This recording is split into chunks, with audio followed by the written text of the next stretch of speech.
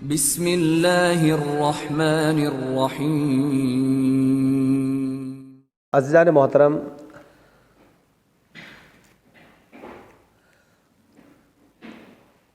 قرآن کریم میں جہاں بعض دیگر حیوانات کا ذکر ہوا ہے، ان میں ایک اہم حیوان جس کا ذکر کیا خداوند عالم نے اور جس کے ذکر میں ہمارے لیے بے پناہ تربیتی نکات ہیں، فرد اپنی تربیت کے لیے، اپنے خاندان کی تربیت کے لیے، اپنے معاشرے کی تربیت کے لیے، بچوں کی تربیت کے لیے، خاندان کی تربیت کے لیے بہت سارے تربیتی نکات اس میں بیان کیے ہیں۔ خداوند عالم نے توجہ دلائی ہے کہ اس جانور کی طرف توجہ فرمائیں، اس حیوان کی طرف توجہ فرمائیں، اور اس کے ذکر کے ذریعے خداوند عالم نے بہت سارے نکات کو ہماری تربیتی زندگی کے لیے، ہماری ہدایت کے لیے، ہمیں درجہ کمال تک پہنچانے کے لیے، پستیوں سے بچانے کے لیے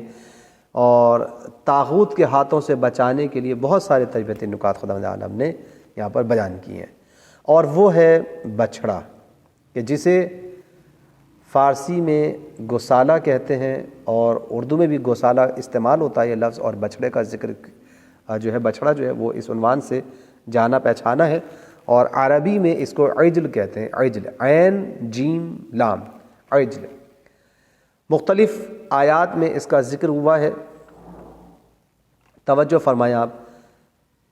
مثال کے طور پر اب دیکھیں، یہاں پر خداوند عالم نے جہاں بچھڑے کا ذکر کیا ہے، گوسالے کا ذکر کیا ہے، تو آپ دیکھیں کہ 6 سورتوں میں 10 مرتبہ قرآن کریم میں بچھڑے کا ذکر ہوا ہے۔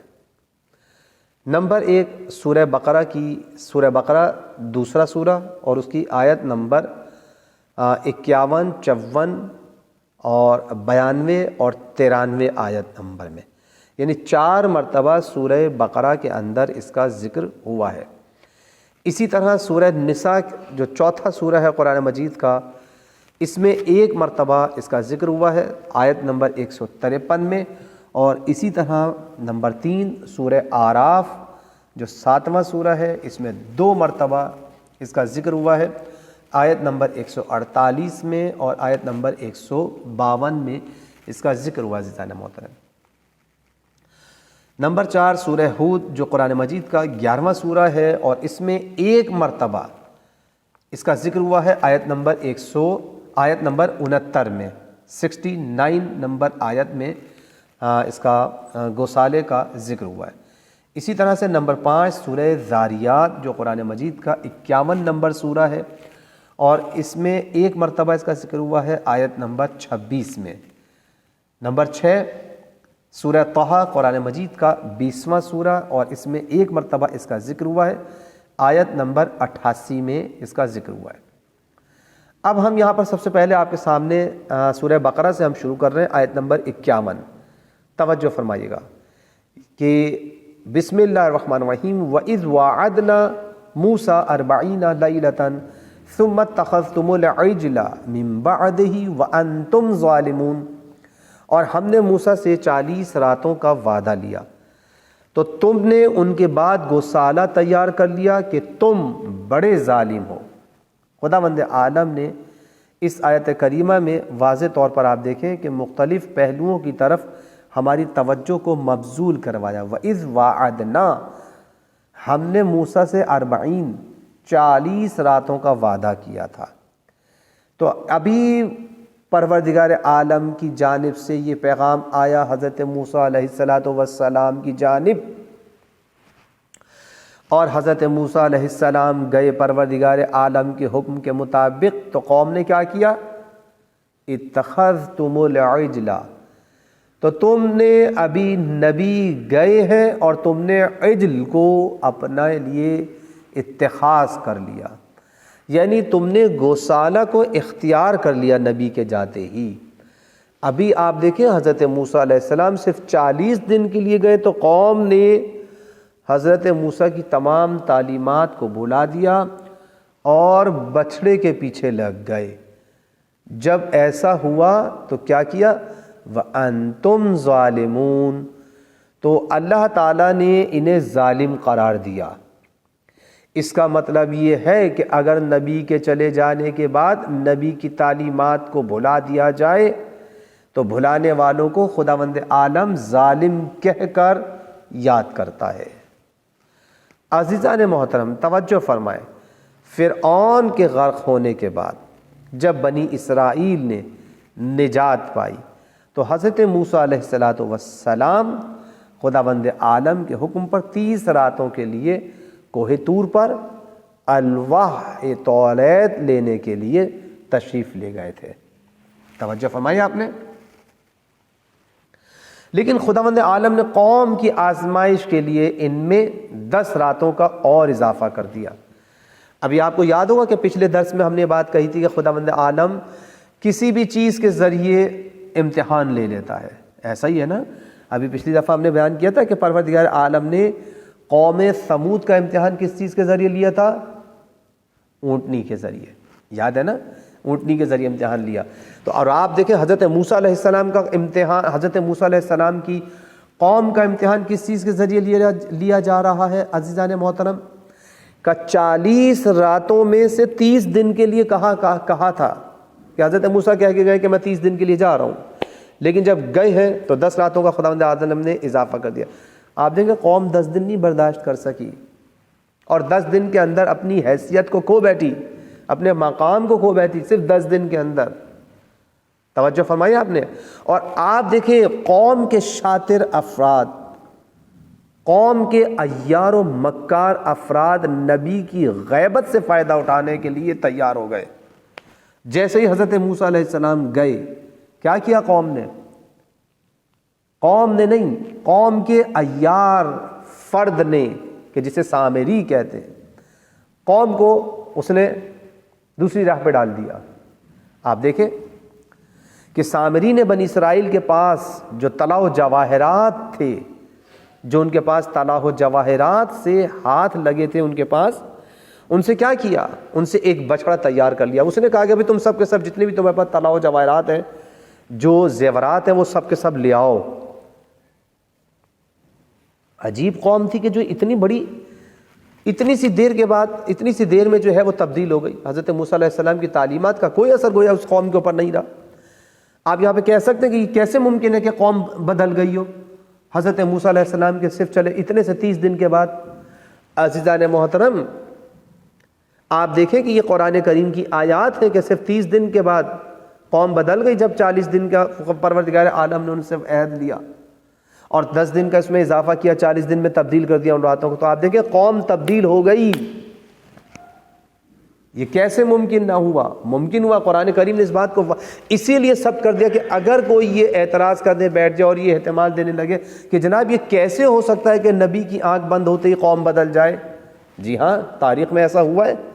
قرآن کریم نے اس بات کو ثبت کر دیا ہے، قیامت تک کے لیے قرآن کریم کی آیات محفوظ ہیں۔ آپ دیکھیں کہ سامری نے یہ کام کیا ہے، ان سے ایک بچڑا تیار کر لوں، اس نے یہ سوچا نا، اور سارے زیورات تب منگا لیے۔ تو آپ دیکھیں کہ اس نے ایک بچڑا تیار کر لیا جس میں سے مخصوص آواز بھی نکل رہی تھی، جس کے ذریعے وہ بنی اسرائیل کو بچڑے کی پرستش کی دعوت دے رہا تھا۔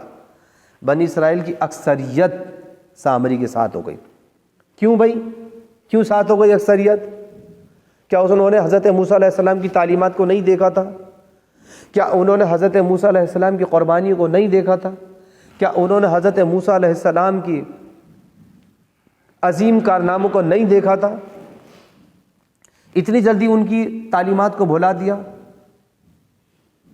اور ان کے جانشین جناب ہارون علیہ السلام، موسیٰ علیہ السلام کے ساتھ لوگ اقلیت میں رہ گئے کہ جو حضرت موسیٰ علیہ السلام کے جانشین تھے۔ کون؟ جناب ہارون، وہ قوم کے اندر تھے نا۔ تو آپ دیکھیں کہ نبی چلے جاتے ہیں اور نبی کے جانشین قوم کے درمیان موجود ہیں، قوم جانشین کی بات نہیں مان رہی ہے، سامری کے پیچھے چلی گئی ہے، سامری کے پیچھے لگ کے اکثریت قوم ان کے پیچھے چلی گئی، حضرت ہارون کو چھوڑ دیا۔ کیوں؟ حالانکہ وہ توحید کا درس دے رہے تھے کہ حضرت ہارون علیہ السلام، کوئی کہہ سکتا ہے کہ حضرت ہارون علیہ السلام نے اپنی ذمہ داری کو نہیں نبھایا ہوگا حضرت موسیٰ علیہ السلام کے چلے جانے کے بعد؟ کیا توحید پرستی کی دعوت نہیں دے رہے تھے حضرت ہارون علیہ السلام؟ جی ہاں، بالکل دے رہے تھے۔ حد یہ ہے کہ نوبت یہاں تک آ گئی تھی کہ خود حضرت ہارون کی جان کو خطرہ لاحق ہو گیا تھا۔ عزیزان محترم، یہ کوئی اپنی طرف سے بات نہیں کی جا رہی ہے، تاریخ میں یہ واقعات لکھے ہوئے ہیں۔ آیات سے معلوم ہوتا ہے کہ اس وعدہ الہی میں 3 مسائل پیش نظر تھے۔ تورات کا حصول، جو حضرت موسیٰ علیہ السلام گئے، حضرت ہارون کی خلافت کا اثبات، تاکہ پتہ چل جائے کہ کون ہے جو نبی کے چلے جانے کے بعد حضرت ہارون کی خلافت کو تسلیم کرتے ہوئے اس پر قائم رہتا نبی کے چلے جانے کے بعد، نبی کی وصیت کے مطابق، نبی کی تاکید کے مطابق۔ عزیزان محترم، اور بنی اسرائیل کی آزمائش، بس 3 چیز ہو گئیں۔ حضرت موسیٰ تورات لینے گئے، حضرت ہارون کو اپنا جانشین بنا کر گئے۔ اس کا مطلب یہ ہے کہ نبی کبھی بھی اپنی قوم کو اپنے جانشین کے بغیر نہیں چھوڑ کر جاتا، لیکن قوم نے اس کے ساتھ کیا کیا، یہ حالات آپ کے سامنے موجود ہیں، تاکہ اس بات سے یہ بات پتہ چلے کہ حضرت ہارون کی خلافت بھی ثابت ہو جائے کہ میرے چلے جانے کے بعد سامری نہیں ہے، ہارون ہے میرا بھائی، میرا اخی، میرا بھائی، میرا وزیر، میرا وصی، اس کے ساتھ چلنا ہے۔ لیکن قوم نے ان کا ساتھ چھوڑ دیا، اور بنی اسرائیل کی اسی میں آزمائش تھی، 10 راتوں کے ذریعے، نبی کے چلے جانے کے ذریعے، حضرت ہارون علیہ السلام کا موجود ہونا ان کا قوم کے درمیان۔ لیکن آپ دیکھیں کہ حضرت ہارون علیہ السلام کو چھوڑ دیا۔ اب عزیزان محترم، یہاں پہ سوال یہ پیدا ہوتا ہے کہ بنی اسرائیل معاشرے کے سقوط کے عوامل کیا تھے؟ یہ جو بنی اسرائیلی معاشرہ تھا، اس کے سقوط کے عوامل کیا ہیں؟ کیا وجہ تھی کہ ان کا معاشرہ اس پستی کا شکار ہوا؟ نمبر 1، توجہ رہے، حضرت موسیٰ علیہ السلام اور ان کے جانشین سے دوری اور عدم اتباع۔ آپ دیکھیں کہ کیوں معاشرہ تباہ ہوا؟ اس لیے کہ انہوں نے حضرت موسیٰ علیہ السلام کی نصیحت پر عمل نہیں کیا، اور ان کے قائم کیے ہوئے جانشین کی سے دوری اختیار کی، انہیں گوشہ نشینی پر مجبور کر دیا۔ حضرت موسیٰ علیہ السلام کے چلے جانے کے بعد حضرت ہارون علیہ السلام کے ساتھ زیادتی کی، اور حد یہ ہے کہ نوبت یہاں تک پہنچی ہے کہ ان کے قتل کے در پر ہو گئے لوگ۔ قوم نے جانشین نبی کا اتباع نہیں کیا۔ اس کا مطلب یہ ہے کہ اگر قوم نبی کے برحق جانشین کا اتباع نہ کرے تو گمراہی یقینی ہے، تباہی یقینی ہے، معاشرے کا سقوط یقینی ہے۔ توجہ فرمائیے آپ نے۔ دوسری بات یہ ہے، نمبر 2، سامری جیسے ہوشیار و چالاک اور ماہر و ہنرمند منحرفین۔ آپ دیکھیں کہ قوم کب تباہ ہوتی ہے؟ جب قوم کے اندر سامری جیسے افراد پل رہے ہوں، چالاک، جو عیار ہوتے ہیں، ہوشیار ہوتے ہیں۔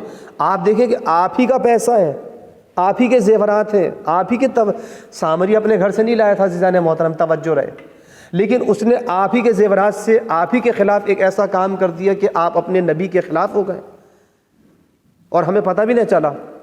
تو آج بھی آپ دیکھیں استعمار اور دشمنان اسلام یہی کام کرتے ہیں، اس کی قوم کے اندر ایسے عیار اور مکار لوگوں سے فائدہ اٹھاتے ہیں، اور قوم کے اندر موجود مکار اور عیار افراد، ہوشیار افراد، چالاک افراد، سامری جیسے افراد، وہ آپ ہی کا پیسہ آپ ہی کے خلاف استعمال کر رہے ہوتے ہیں، اور ہمیں پتہ بھی نہیں چلتا۔ ہم سمجھتے ہیں وہ ہمیں نوکریاں دے رہے ہیں، وہ ہمارے لیے بہترین چیز بنا رہے ہیں، وہ ہمارے لیے آسائش مہیا کر رہے ہیں۔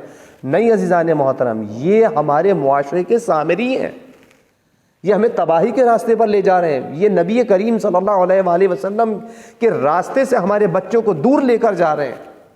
ان سے ہوشیار رہنے کی ضرورت ہے، ایسے منحرفین سے کہ جو اسلام کے خلاف ہمیں تعلیم دے رہے ہیں، ان سے ہوشیار رہنے کی ضرورت ہوتی ہے۔ یہ ہمدرد نہیں ہے، یہ ناصور ہے معاشرے کا، سامری جیسے افراد۔ توجہ رکھنے کی ضرورت ہے۔ نمبر 3، جاذب نظر طلا و جواہرات سے استفادہ کرنا۔ آپ دیکھیں کہ یہاں پر یہ واقعہ ہمارے لیے نقطہ جو ہے یہ اہم نقطہ ہے کہ آپ دیکھیں ٹوٹی پھوٹی چیزوں سے، بیکار چیزوں سے ہمیں دھوکہ نہیں دیا جاتا۔ کیوں؟